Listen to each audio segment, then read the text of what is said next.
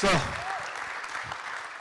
so our story begins, actually, I got into business in '83, and I love masterminding. And I got to say this, because I always tell Don every time I see him. Don and I were in a mastermind in 1995. And the neat thing about masterminding in real estate is you seek out opportunities to learn from others. So I'd get in an airplane and go to Vegas to meet with Don and really about a half dozen really good agents from the West Coast. And I never forgot that. So my next journey was from RE/MAX to Keller Williams. Keller Williams is the best thing that ever happened to me. Changed my life, not because of Keller Williams, but because of people that you meet. Got to meet Gene and Susan. Since then, I've become really good friends with them and had a long journey together. And Gene's always been helpful to us. He would come into town, do trainings, but I met him through a training. And that's the secret that people don't realize. And I'm going to digress a little bit because I always like to talk about Gene. That's the secret about the success with EXP. Someone said it earlier, getting the right seats on the bus. And I'm his raving fan next to Susan. And when he came to me and asked me if I knew about EXP, and after we went through this whole journey together, if you look at it, we've got Glenn, who's brilliant. Jason is brilliant and smart. They're very talented. But the secret I always thought that blew up EXP when Gene came is because he spent all those years with Keller Williams and Susan, and they trained all over the country. And they had a whole raving bunch of fans all over the country, not just in Austin, not just in Dallas, but people loved them and respected them.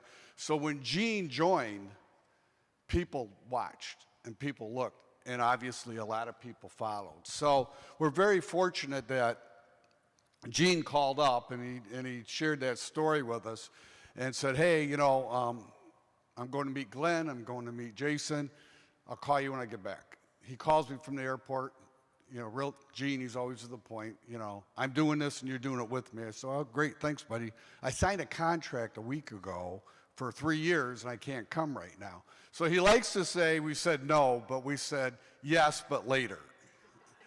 So I just want to clarify that. It was yes, but later. It was never no. I could never say no to Gene. So anyways, we're really grateful that he's doing this. I'm excited about this because I think we all need this. It's great that everybody can get up and share. Our story's a little bit different. Nicole was phenomenal. Chuck's great. But it's a good opportunity for people to come and share and take little things from each other and grow from there. So I'll start it this way. So we've been in it probably over 5 years now. We were fortunate enough to bring it into Michigan.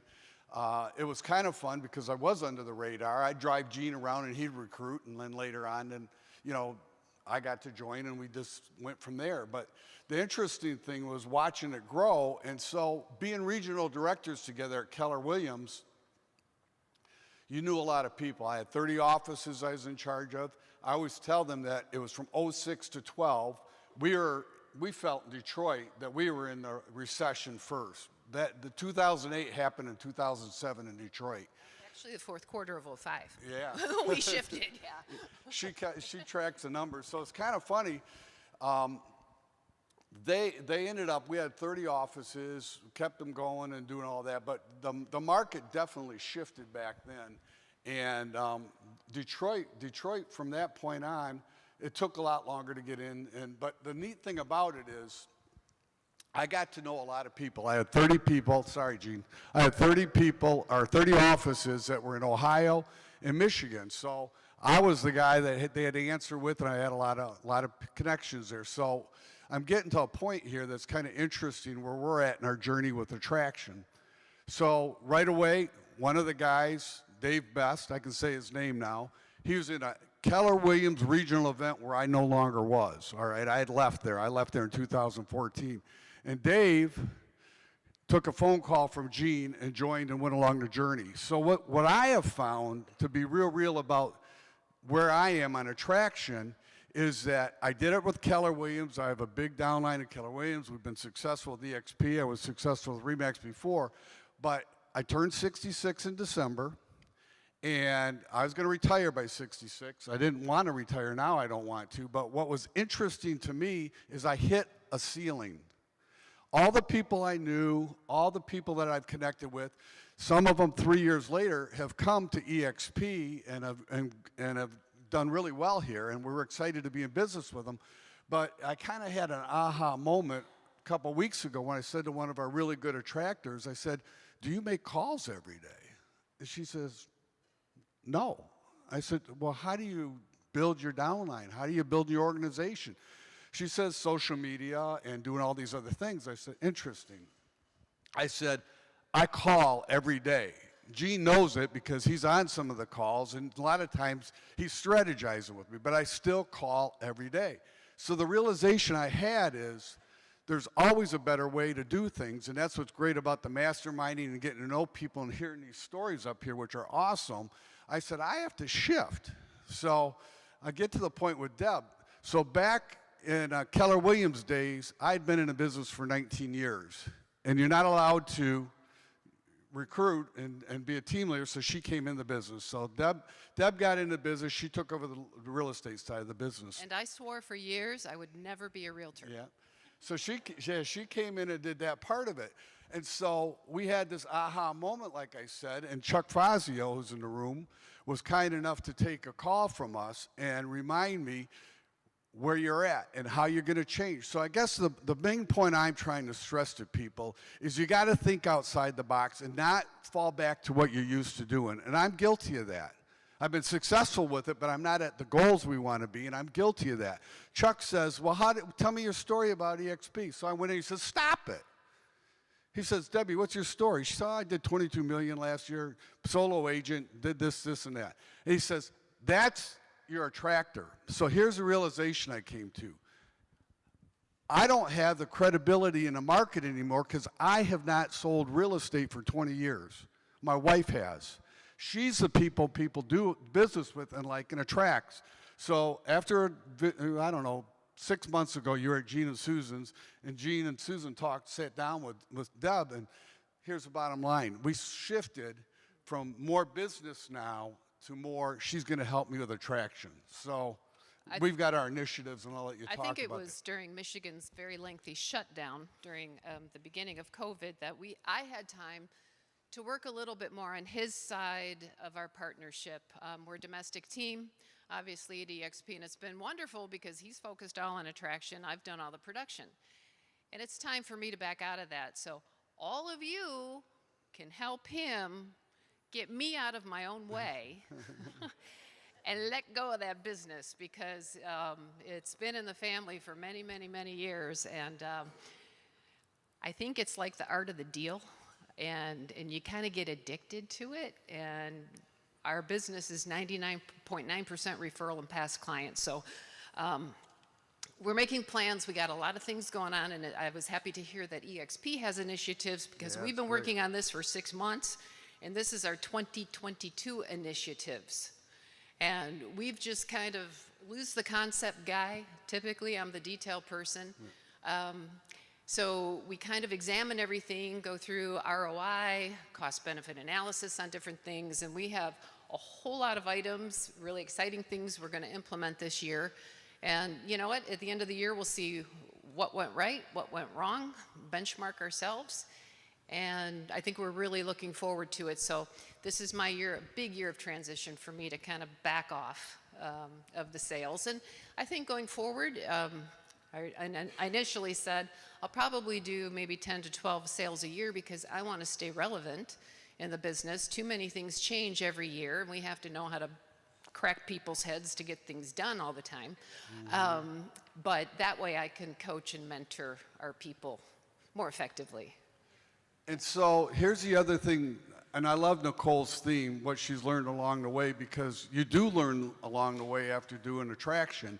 And at different levels, different things are important. At us now, it's important that we're at a 25 FLQAs because we're leaving too much money on the table. So part of our initiatives are turning things up a little bit. We've always run it as a team leader. We have our meetings every week. We do a lot of things everybody shared today, and it works because you do have a brokerage. You're owning this brokerage. You got to love on them. You got to support them. We recruit for them. We do all that. But for us personally, Deb said, we got to start worrying about ourselves. We got to complete our first level because I like goals.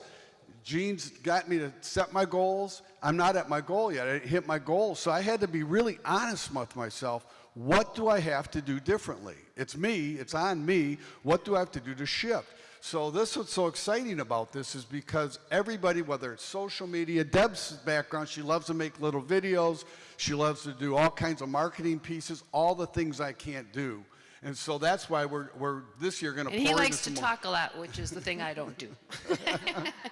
So if you want to just share just a few things we're going to do this year Yeah. more differently and spend more time in and just hopefully be held accountable to the people that are friends in the room and share with us along the way what if they've done that and what we need to do better with that. Right. Yeah, so just to, we're going to go through some rebranding. We have a workplace group page for all of our agents, and it's a major connection there for us, but we're going to kind of make a little bit of a new look, rebranding there. We've implemented Ideal Estate, so if any of you know Brody Saunders, it's his company. It's basically like the LinkedIn for realtors. Got that going. We're really excited about this. Lou's brainchild, and I think, I don't know, we're really looking forward to this, but we're getting into a real estate school this year. Yeah. And so some people would say, oh my gosh, are you crazy? New agents are absolutely the worst. You're going to lose 85% of those people in the first 5 years, but then we were talking with Gene the other night, and this is a really wonderful statistic. I think it came from the Harrises, and that is that 87% of the deals done in real estate 5 years from now are going to be done by people who don't currently have a license. Hey, we're getting out of sales. I'm getting out of sales. We need to bring a lot of new people in, and what better way to have great agents is to train them ourselves. And when I got into real estate, I told Lou, no, for many, many years. My background's manufacturing. And when I got into coaching early on, I think 2 years in as a realtor. With Dave Jinks. With Dave Jinks, he said, you are a secret agent. And I said, well, what do you mean? And he said, you're afraid to tell people what you do. And really I wasn't embarrassed, but it was just like, this is really different from my corporate world, my business world. And it just dawned on me, I have to be the agent of change. All those people that I don't really think maybe they have the ethics or the work or the professionalism that they need to look at me. I'll be the agent of change. So this is what we instill on our people. I've loved teaching in EXP world as part of my cultural requirements for ICON. So we love doing the mentoring, the coaching, and looking at perhaps we're interviewing a productivity coach because it's going to be more work bringing new agents in, but we want to teach them the right way and we want them to be superstars. And here's another lesson we learned, and I got this from Brent when he was building his organization. He said, you got to spend money. You got to spend time, and him and James do that so well, and I learned from listening to them on that, and that's what we're going to do. We're going to shift it to do this, and we thought, okay, we tell our agents all the time, if you want to be a good recruiter or if you want to be someone that's great in attraction, you got to start by being a good agent. You got to be a good agent. If you're not a good agent that return phone calls and don't talk to people and negotiate fairly and do all the things you need to do as a good agent that people want to talk to you and do a deal with you, they're never going to take your phone call if you call them up to ask them about EXP or making a move. They're not going to do it. So the real estate school idea came from our friend, and it was like, okay, we have a responsibility to help bring in the next generation of agents. I think the median age now is 62, so a lot of people are getting out of the business. And we thought, okay, we've got to build our first level. We got to focus on our FLQAs. We got to get them, whether it's new agents we're in relationship with. You've got to get that, and then you've got to have the setup that they're staying qualified. That's the other thing too. You've got them on your front level, and they got to be qualified. So that's the big thing we're doing this year. We want to focus on that so that, like I said, when you first start out, you're glad to get 5, 6, 7 people. But as you get going and you have 150 people on your 5th level or 6th level and you're not getting paid on them, then you've got to be more purposeful on what you're doing on your 1st level. And that's what Deb said. We're going to work this together. We're going to do the things, put our 2 things together this year. We'll delegate more of the deals off and really get to the point where we finally hit the goal on that. So one other last, were you going to share other thing on that? Yeah, that's probably good. I mean, I don't know. Two things. Post-closing gifts, Yeah, I'm co-op gonna agents. leave on 2 quick things because I know we're at the end of the day and I don't want to keep going. But a friend of mine that's in marketing, so we're all dealing with agents all the time, and you want to give them something, and so they've got a company where they do branding on stuff with these cookies and stuff, and they're actually really good. I'll have Gene eat them later because I know he likes his sweets. Yeah, that one's almost gone. But here's what's cool. I thought how neat it would be to just start sending a box. We can brand it any way we want it for attraction. And just, everything, our story, like Kurt's napkin presentation or ours or Gene's, you can do whatever you want to do in there and just send it to them after every closing or every time you do a deal with them, and just kind of a reminder. So we're going to do stuff like that. And the last thing I wanted to say that I'm so grateful for, what Gene changed my life on, is we had a real tragedy in our family this past week, a terrible tragedy. And so what was interesting to me walking in this room today is technology's changed the way we live.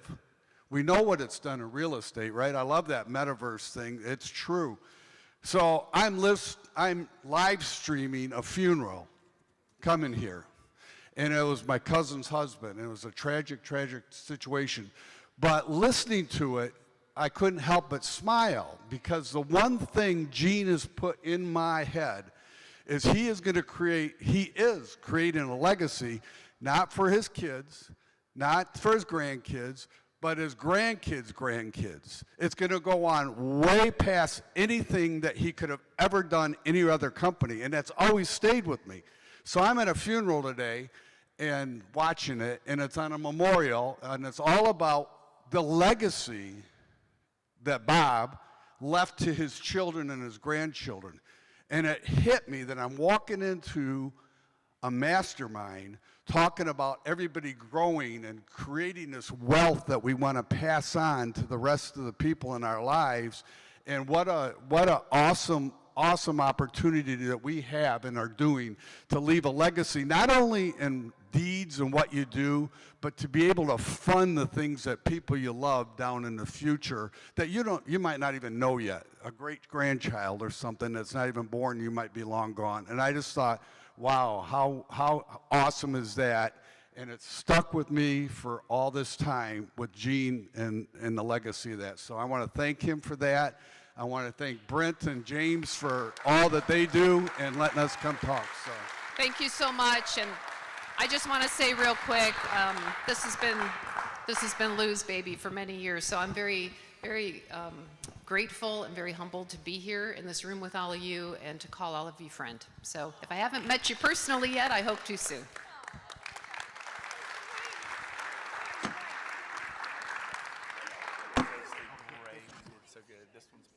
All right, Lou says this one. Big Lou. Give Big Blue and Deb. I love them. Big Lou and Small Deb. All right, so we are done with day one. How was it? Get some good ideas? So couple